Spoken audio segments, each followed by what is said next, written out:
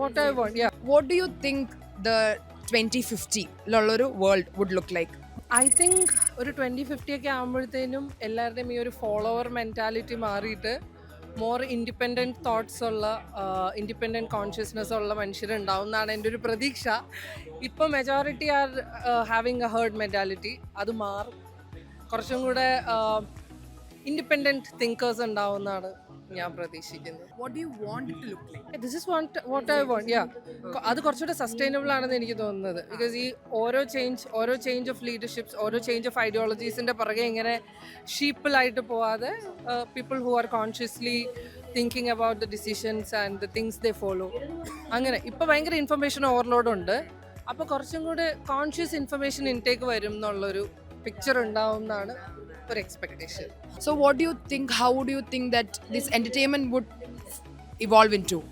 ഇപ്പം നമ്മൾ 3D 4D വരെയൊക്കെ കണ്ടിട്ടുണ്ട്. അത് മോർ സെൻസസ് കിട്ടാൻ പാകത്തിനുള്ള എക്സ്പീരിയൻസസ് എൻ്റർടൈൻമെൻറ്റ് സെക്ടറിൽ വരും എന്ന് തോന്നുന്നു. If you're getting a robo, what would be the first word you're teaching it?